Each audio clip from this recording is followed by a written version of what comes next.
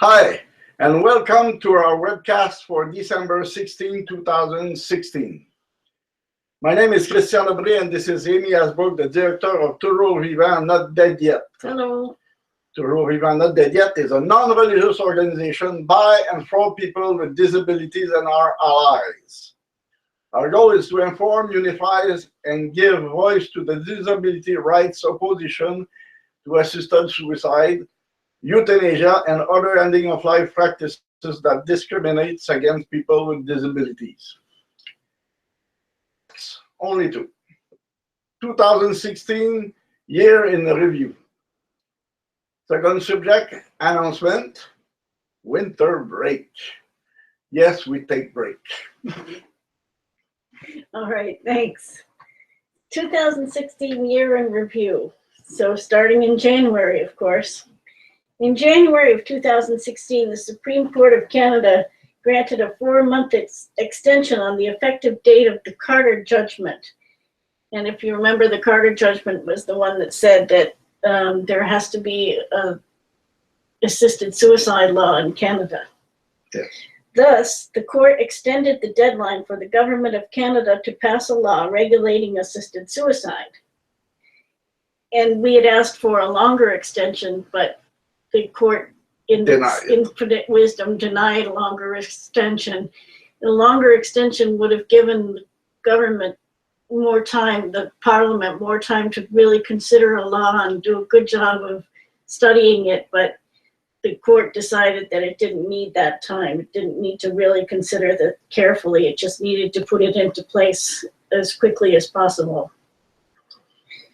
In the meantime, competent adults with an irremediable medical condition that causes enduring suffering that is persistent and intolerable, quote unquote, who wish to end their lives after February 6th could do so with permission of a court.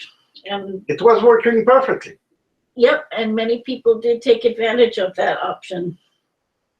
So also in January, the federal and provincial expert panel reports were released. And if you remember, the federal government created an expert panel, federal expert panel of 3 people, 1 for, 1 against, and 1 neutral, to study the issue of assisted suicide. Actually, it wasn't really for and against. It was 2 people, 1 person who was neutral and 2 people who were not against, but who wanted restrictions on assisted suicide. Yeah. And then the provinces came up with their own panel, which wasn't organized. Balanced at all. It didn't have any, it wasn't balanced. And it also didn't have any mandate from any authority other than the provinces. And they each came in with their reports in January. The provincial expert panel offered a very liberal reading of the Carter case, recommending euthanasia for people with dementia and quote unquote mature minors. Yes, so-called liberal. Right, exactly. And mature minors means people who are under 18, but who are considered to be able to make their own judgments. While the federal expert panel was much more restrained, concentrating on safeguards to prevent vulnerable persons from being induced to commit suicide in a time of weakness. And that language comes directly from the Carter decision. Yeah. So that's why they concentrated on that, to be able to prevent people who might be induced to commit suicide.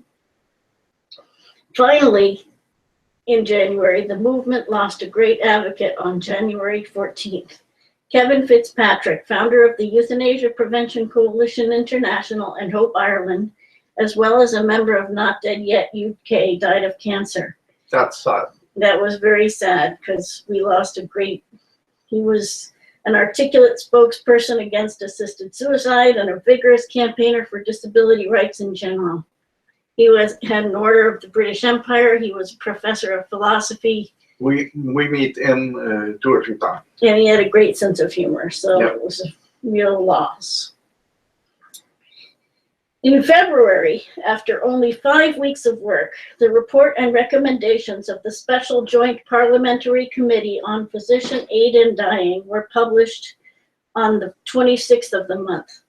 The committee recommended a very broad and inclusive law allowing non-terminal disabled people, minors, people with dementia, and those whose suffering is purely psychological to have assisted dying. A really, really bad report. Right, and this was after only 5 weeks of study, so essentially they didn't really even look at the federal expert panel, they looked directly at the provincial expert panel report. Yeah, and it was not balanced at all. Everybody in this committee was in favor of Well, there was one who was general neutral.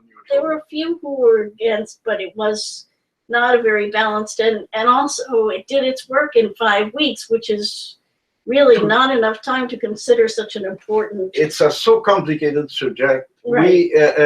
Amy studied it since more than 20 years now, and I still work on it since 3 years, and we are far to just circle the complete problem. Right, exactly. The recommendations also featured a loose but not necessarily written application process with few safeguards and no guarantee of access to communications. So they weren't even thinking of making sure that people who have difficulty communicating would be able to express themselves effectively through, adaptive technology or whatever they needed. So everything could be misinterpreted and you kill somebody. Right, exactly. Somebody, for example, somebody who has difficulty speaking or being understood, their family member could end up speaking for them and say something that they didn't really want. So. Or it could be too short. Right. Like my father a few months ago said, I want to die, I want to die, I want to die. And see him now, he still want to live. And if we add, let's say, make his vow instant, he was dead. He should have been dead now. Right. Their recommendations they said if there were any delay that it would have to be very short, basically. Okay, in March, a coalition of more than 50 individuals and organizations presented the Vulnerable Person Standard, a series of recommendations designed to address the need for safeguards in the Federal Assisted Dying Bill. Yeah, it was a very nice effort to make the thing straight and available at the same time. Right. And it was not followed at all. Right, exactly. The standard seeks first to create equal protection for vulnerable persons. And those are people who, through their circumstances, are, their circumstances like they live in a nursing home or they don't have enough income or they don't have personal assistance services. They don't live in their own homes or they're being pressured by somebody that they're vulnerable to inducement to commit suicide. It limits access to assisted dying to those people who are at the end of life. So it's not for people with disabilities, who have chronic disabilities. It ensures that each person is competent and makes voluntary and informed consent.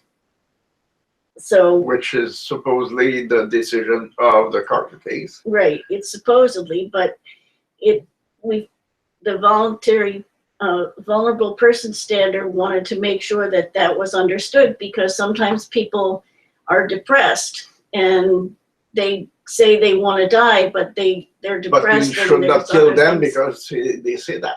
Right, exactly, because non-disabled people, when they're depressed, they get suicide prevention services. Yet disabled people, when they're depressed and they say they want to die, they get assistance to suicide, and that's a double standard that we don't think if it's a double standard, it's discrimination, right, and it is trouble. Right, exactly. Another thing that the Vulnerable Person Standard does is to guarantee that each person receives an assessment for vulnerability and suffering. So they want to figure out what kind of suffering. The person says, oh, I'm suffering terribly. But what kind of suffering is it? Is it that the person has physical pain? If so, let's treat the pain. If it's that the person doesn't like living in a nursing home, well, let's get the person into their own home with personal assistance services. And give them some home care. Right, exactly. So basically figure out why the person is suffering and take care of that problem rather than just say that death is the end of suffering. You have some trouble killing. Right, exactly. And finally, it's to ensure that authorization of assisted dying is done by a judge or another independent person. So those were the goals of the vulnerable person standard. In April, Bill C-14 was introduced in Parliament.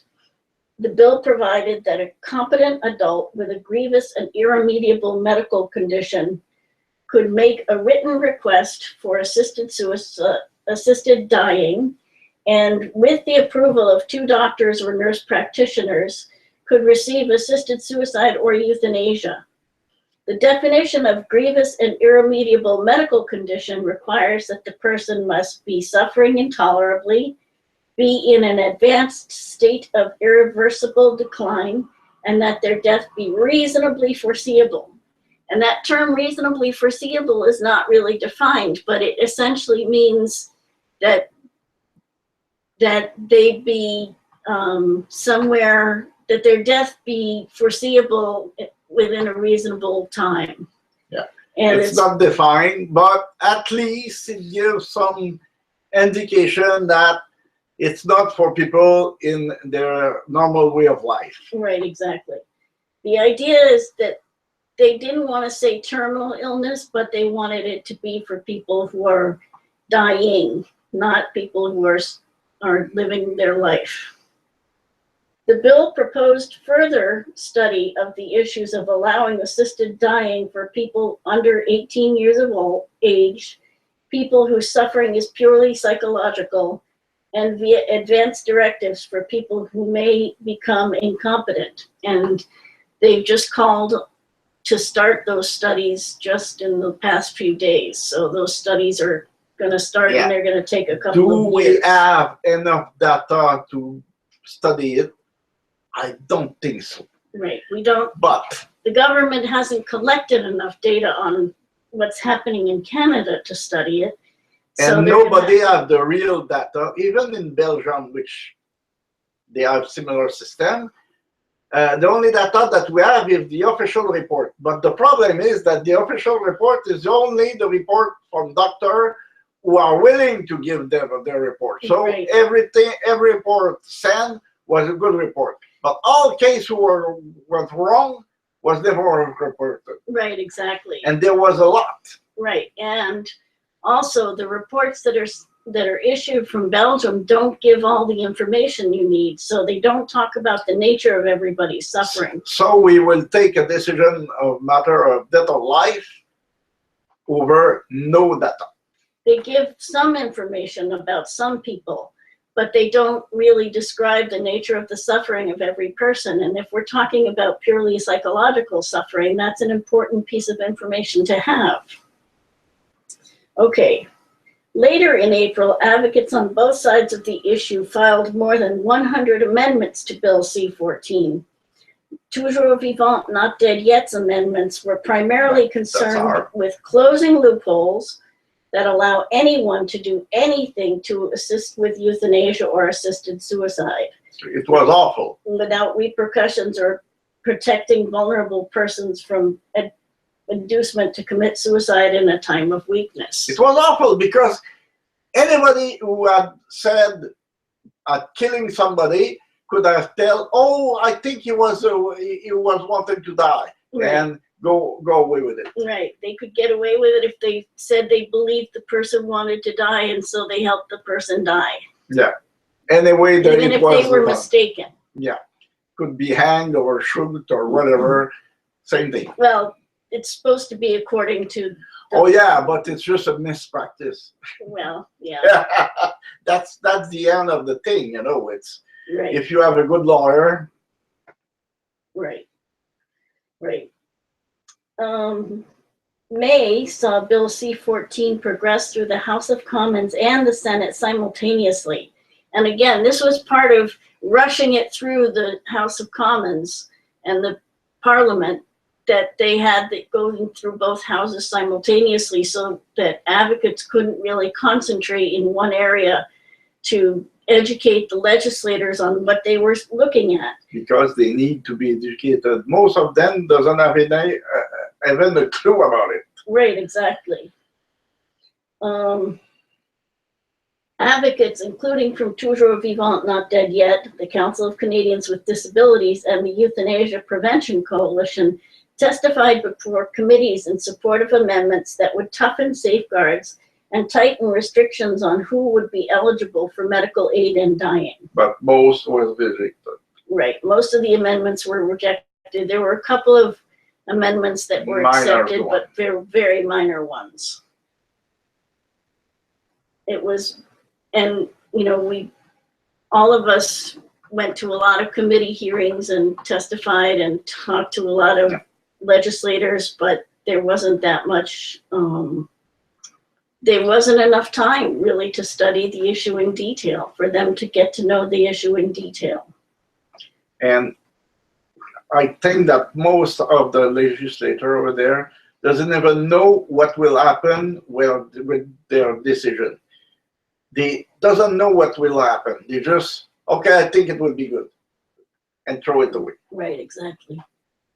Early June saw Bill C-14 approved by the House of Commons, but the Senate version did not have the requirement that the person's death be reasonably foreseeable. So they weren't the same, and there was a conflict there, and it went back and forth quite a few times. Meanwhile, the 4-month extension expired, and assisted suicide, with few limits and regulations that varied from province to province, became a legal exception to a charge of homicide throughout Canada. So that was the way it was between June 6th and June 17th, when the law was in effect. The exception was in effect. And again, it's not a right to assisted suicide. Nope. It's an exception to a charge of homicide. So you still commit an homicide, but in that kind of homicide, you are not charged. Right. If it's that kind of homicide, you can say that you were doing an assisted suicide, and if you can prove that it was... So it's not a right. Right. Exactly. On June 17th, the House and Senate finally adopted identical versions of Bill C-14, including the death is reasonably foreseeable clause. 10 days later, the first lawsuit challenging the restriction was filed in British Columbia by a woman with spinal muscular atrophy type 2. So she is not alone living with that. Right. She basically says that she wants to be able to have assisted dying even though she's not at the end of life. She wants it just because she has a disability. Why she does not suicide herself? She's still able to move. Right. I'm against suicide, but if she really wants to die, she could suicide herself. Right. Exactly. And anybody has that right. And that is a right. The suicide, yes, because it's impossible to remove. Right, exactly. And it's not illegal, so. It was, it's not really a right, but it's impossible to remove. So it's a kind of right. Right, exactly. But she wants somebody else to kill her. Right, exactly. Bizarre. Meanwhile, in June, disability rights activists in the United States and the United Kingdom protested the summer blockbuster film Me Before You. The film depicted a quadriplegic who, despite finding love and having economic resources, decides to go to Switzerland to be euthanized. Activists objecting to the better dead than disabled message of the film handed out leaflets at showings of the film and drew extensive press coverage to their protest campaign. This film was propaganda for assisted suicide. Right. It is not the reality that people with disability live every day. Right. Most people with disabilities want to live, but it was sending the message that if you're disabled, you should want to die. And they presented this handsome, attractive hero as that person, and basically trying to sell the message that life. We are not an exception. Right. Amy is blind and she has a permanent depressive condition, and I'm suffering from arteriosclerosis degenerescence from the spinal. Comment on dit? Spinal stenosis. Yeah, spinal stenosis and everything. So I'm disabled too. Do we look not willing to live? Do we look miserable? Okay. No, because we are independent. We live in our home. Sorry, my English is poor. And we make enough money to have a living, reasonable living. So we are like our life, even if we are disabled. Right, exactly. And most people with disabilities also like their lives, but a lot of people with disabilities find that with all the negative things that happen to them because they're disabled, with all the negative attitudes and the discrimination they face, it can be a burden, but it's not the disability that's the problem. It's the discrimination and the negative attitudes and the barriers they face. Yeah. That's the problem. Yes. In July, we learned of the murder of 19 disabled people in a care home in Sagamihara, Japan. A former employee of the facility entered in the early hours of the morning and stabbed 41 people in their beds. Unbelievable. Right. 19 people died and 26 were wounded. It was really awful.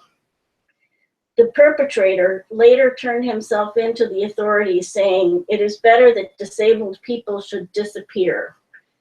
And, you know, this was a hate crime. Yes. He's expressing hatred toward disabled people, and that's a hate crime. And it's often hard to get authorities to acknowledge crimes against disabled people as hate crimes, but that was a hate crime. Though it was the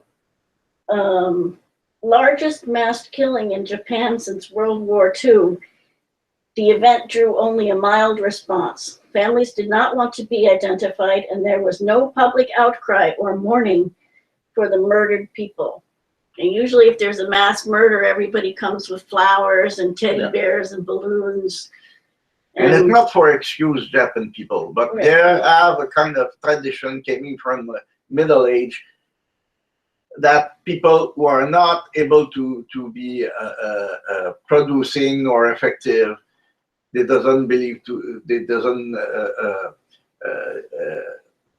should not live. Right. But it's a medieval thing. It's not a 21st century thing. Right, right. But apparently the families didn't want to be identified, and so they are better. They are better like that. That's not true. People want to live. Most of people. Right, and people want to live not in institutions too. That's the other thing. Yeah, even with every disability, a lot of every disability people live in their own home. Many of that. Right. Some in the States, some in Canada, but we know many, and some even work. Right. Well, as many as possible work. It's just that there's a lot of discrimination in the workplace, so people can't get jobs. During August, Project Value released 15 videos of disabled people offering another perspective on life with a disability. The project's introduction states, quote, "As we enter a complex discussion in Canada about assisted suicide, we worry that Canadians are only getting one side of the disability story, that death is a natural choice for those poor, suffering, disabled people." Yeah, poor, suffering, second. Right, exactly. But this story doesn't speak to the experiences of many with disabilities. This project seeks to explore a different perspective. to share stories and experiences that contradict the narrative that disability is a fate worse than death. This is about projecting our value. And that's the end of the quote.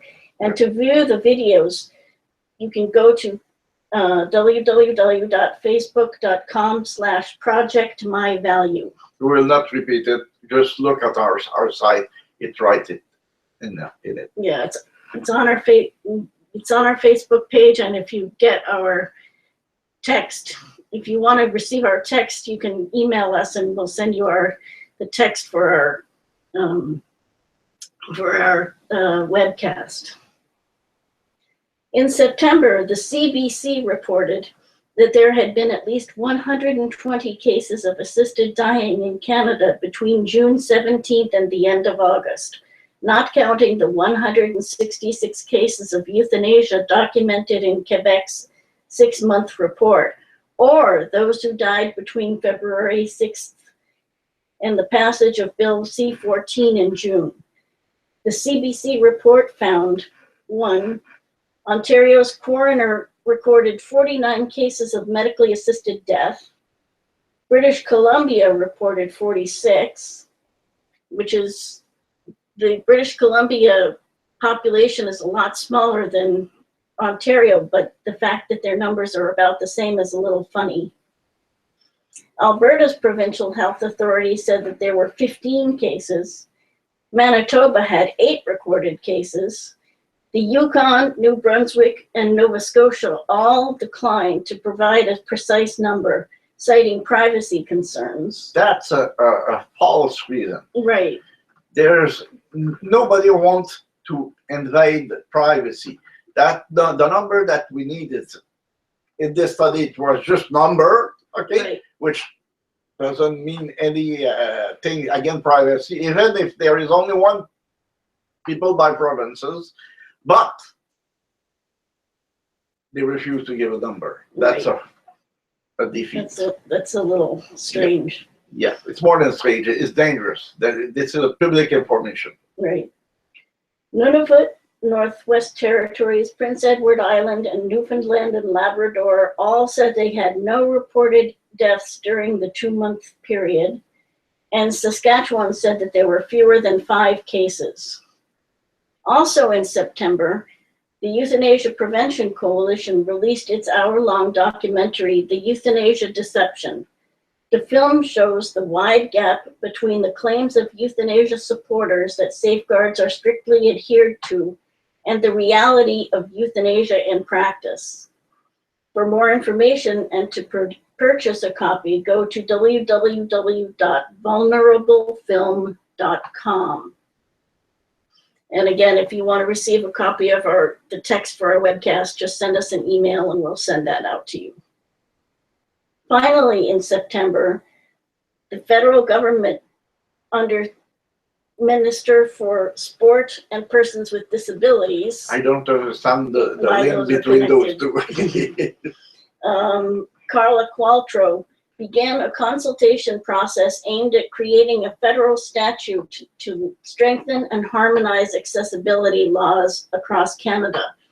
And that's in connection also with the Convention on the Rights of Persons with Disabilities, which Canada signed on to in 2010. Yeah.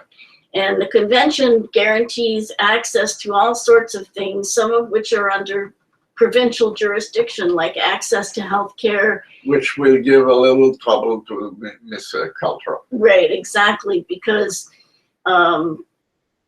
if the country has to conform to the convention, but it's the responsibility of the provinces to bring their provinces in line with the convention, that's going to be tough because the federal government can't enforce that.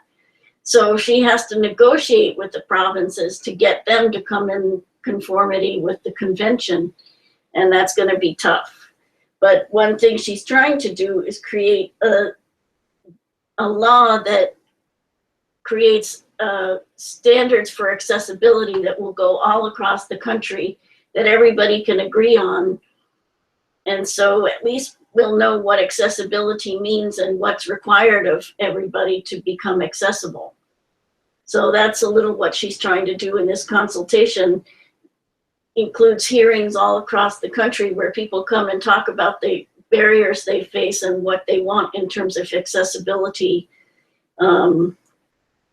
People with all kinds of disabilities. In October, Quebec's Commission on End-of-Life Care issued a 9-month report on the province's euthanasia program that came into effect on December 10th, 2015. As of August 31st, 262 euthanasia had been reported by doctors in Quebec. Unbelievable. Right, that's much larger than they expected. They thought maybe 100 people would request euthanasia per year, and this was 262 received euthanasia after only 9 months. And don't forget that 263 people with Right. sedative Terminal palliative sedations. Yeah, were, it's a kind of euthanasia too. right, right. And 263 terminal palliative sedations were reported by institutions as of June 30th. Yeah. And it's important to note the difference because institutions reported numbers and then doctors sent in their reports, and the number of reports sent by doctors were not always the same as the numbers sent by institutions. And at least as of the end of June, the number of reports sent by doctors was less than the numbers sent by institutions. So not all the doctors were sending in their reports. So we have the same problem as Belgium. Right, exactly. Right. And of the 262 euthanasia, 148 cases had been ruled on by the Commission of... Not the total of care. 262 was examined. Right, exactly. They didn't get to all of them. They only got to 148 cases. And of those, 21 were found to have irregularities. 3 people, or 2% of the 148, were ineligible for euthanasia. That's bad. Okay, in matter of life or death, the only number acceptable is 0%. Right. 2%, it's too much. Right. And 2 of those people were found not to be at the end of life, and the 3rd person was found not to have an irremediable medical condition. So that's why they weren't eligible, but it's not appropriate for people to be euthanized who aren't eligible for the program. But that's what they found, and nothing has happened because of that. In 18 other cases, the 2nd doctor was not independent of the 1st. Health Minister Barrett indicated that the requirement for the 2nd physician be independent might be re-examined. So we have trouble with some part of the law, just cut the law. Right, just cut that part out. Yeah. We don't need it. Easy to do. Right, instead of looking at it on a case-by-case basis, because yes, in some exceptional situations, it's hard to find an independent 2nd doctor. They just want to cut out that requirement all the way. It had been very easy to nominate one people somewhere in Quebec to take a decision and say, yes, in this case, we accept 2 non-independent doctors. Right. And still keeping the law valid. Right, exactly. In November, the U.S. state of Colorado and the District of Columbia, where Washington, D.C. is, both adopted assisted suicide, Colorado by ballot initiative and the District of Columbia by vote of the City Council. This is very, very special and difficult to accept. Right, it's unfortunate, but this is in the middle of many other states having proposed assisted suicide laws and those laws being defeated. So people who push assisted suicide say it's a landslide, everybody wants assisted suicide, it's consensus, but in fact, it's not everybody. It's not true. There is only 6 jurisdictions or 651 who accept that. Right. And in a lot of those cases, a law about assisted suicide were proposed every year for many years in a row and was defeated, and they propose every year. That's not the way to work. Right. If the population say we don't want it, maybe you could ask again if situation change and you want to clarify it. So after 5 years, 10 years, 15 years, or 20 years, but not every year. Right. Every year is some kind of. Well, that's what the supporters of assisted suicide are doing, though. They bring it up every year. So that sometime they expect that somebody will do a mistake. Right, exactly. And as Christian said, this brings the total of jurisdictions where assisted suicide is legal in the US to 6. But again, that's 6 of 51. And in the world, that's only, 5, 6 countries out of hundreds of countries. 250 in the world, a little bit a rough number. Right. I think in the United Nations there's 180 or something. Yeah, it's more like 250. Okay. Finally, in December, the Government of Canada announced that it has begun a consultation process on Canada's accession to the United Nations Optional Protocol to the Convention on the Rights of Persons with Disabilities, CRPD. And I just talked about the CRPD, that it basically gives people with disabilities all the human rights that everybody else enjoys, including the right to live independently in the community and the right to have your own family, the right to rehabilitation, access to health care, education, and employment. So, well, actually, I don't know if employment is in there, but I think it is. But anyway, and the optional protocol allows individuals and groups to bring complaints for violations of the CRPD before a UN committee. And this is the key. Charged with enforcing the CRPD. So this, it's one thing to have the convention itself, but it's another thing. You have to be able to bring a complaint under the convention to this committee. And this is the key. That way you could really. This is the tooth of this right. Of this convention. Yeah. And it also allows that committee to investigate complaints against the government, because it wouldn't make much sense to be able to bring a complaint unless the committee could then come and investigate the complaint. So activists have been pushing for adoption of the optional protocol since Canada ratified the CRPD in 2010. But this is the first time the government has shown any willingness to do so. But again, as we talked about before, there's a difficulty because the provinces have responsibility over a lot of areas covered by the Convention on the Rights of Persons with Disabilities. And it's going to take some negotiation with the provinces and the First Nations to get them to comply with the Convention on the Rights of Persons with Disabilities. So it's going to be a long process of negotiation, but we hope that they'll see the importance of complying and do so. Okay, so that's the end of our year in review, and we have one announcement, which is that we are taking, the webcast is taking a winter break. We're not taking a winter break, really. We're still here working, but yes, but we will not produce webcasts. Right, exactly. The webcast is taking a winter break, and we'll be back on Friday, January 20th, which happens to be Inauguration Day in the United States. Join us then for more news and information about assisted suicide and euthanasia as it affects people with disabilities.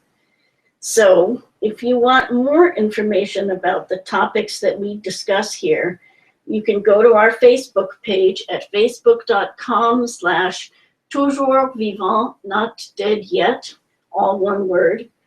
You can visit our website at tvndy.ca.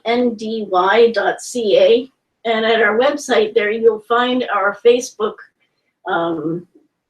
feed, the articles that I put on our Facebook page in case you don't use Facebook. You can find them on our website. You can email us at info@tv-ndy.ca, And if you email us, I can send you the copy of our webcast, the text, so you can have that. And finally, you can follow us on Twitter @TVNDY. Thanks very much to Christian for helping out, and thanks you for being there. We will see you. Have a Merry Christmas. And a happy holiday. Happy holiday and Happy New Year. And we'll see you in January. Peace on earth to every goodwill man. Right. See you in January. Bye. Bye.